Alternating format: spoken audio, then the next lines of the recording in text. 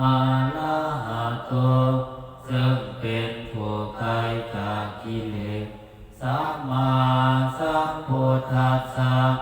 ตรัสรู้ชอบได้โดยพระองค์เอ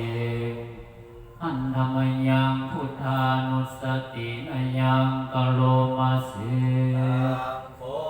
ปานาภาคาวันตังเอวะกาลญาโนกิตติสัตโตอาทุกขโตขอเกียรติศัพท์อันงามของพระผู้มีพระภาคเจ้านั้นได้แผ่ไปแล้วอย่างนี้ว่าอิติปิโสภะคะวะเพราะเหตุอย่างนี้อย่างนี้พระผู้มีพระภาคเจ้าพระองค์นั้นอะระหังเป็นผู้ไกลจากกิเลสสัมมา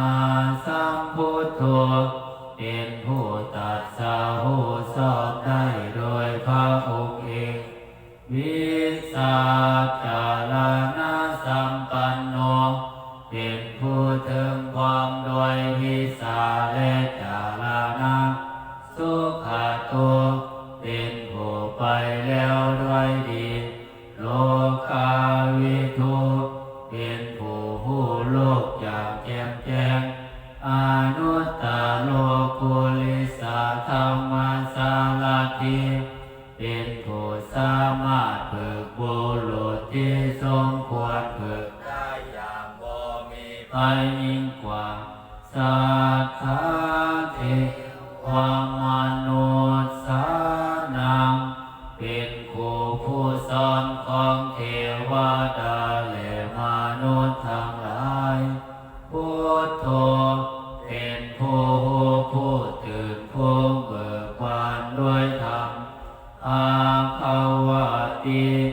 เป็นผู้มีความเจริญแจกแจงธรรมสั่งสอนสัตว์ดังนี้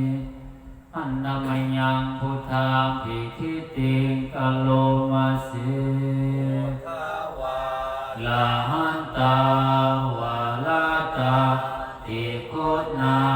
ภิยุตโตพระพุทธ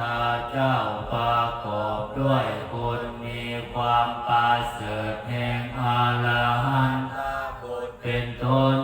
สุทธาภิญญาณกรุณาหิสัมมาปัฏฐัตโต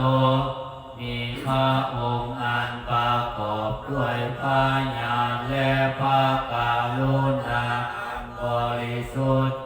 โอเทสิโยสุสานาตากามลังวาสุโล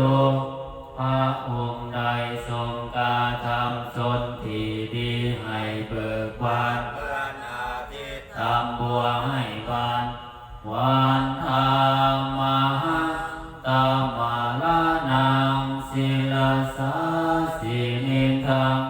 ข้าพระเจ้าไหวพระสิทธินาสีผู้บ่มีกิเลสพระองค์นั้นด้วยหัวแห่งข้าพระเจ้า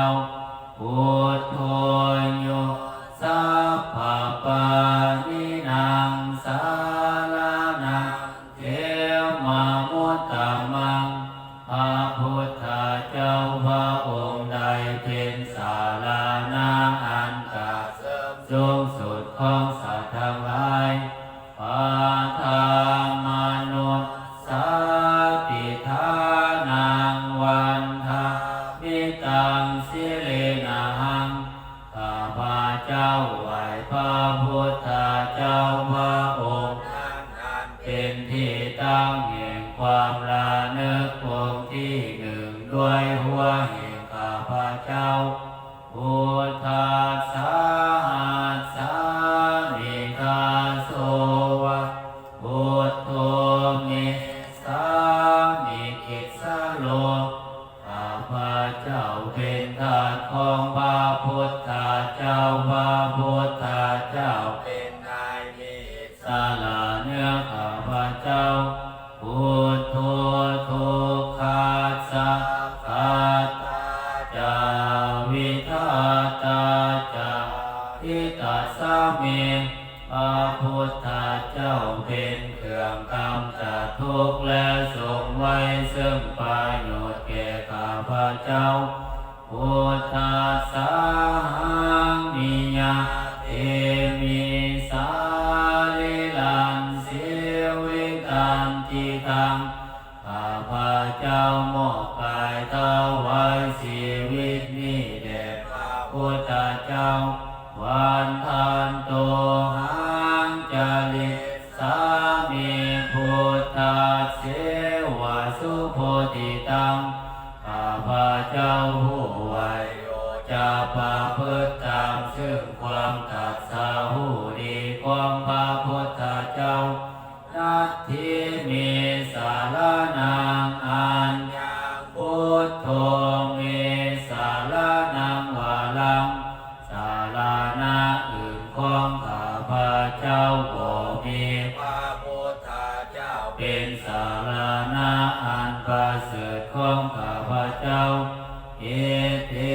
นะสัจจวัคซีนาวันทายังสาธุสัสสะเนด้วยการกล่าวคำสัจจานี้ข้าพเจ้าเพิ่งเจริญในพระศาสนาของพระศาสดาพุทธังเมวันธามาเนนายังปุญญังปัสสุตังอิทังข้าพเจ้าผู้ไวโยซึ่งพระพุทธเจ้าได้คนควายบุญใดในบัดนี้สัพเพ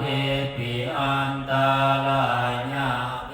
มาหิสุงตัสสะเตสัสสะ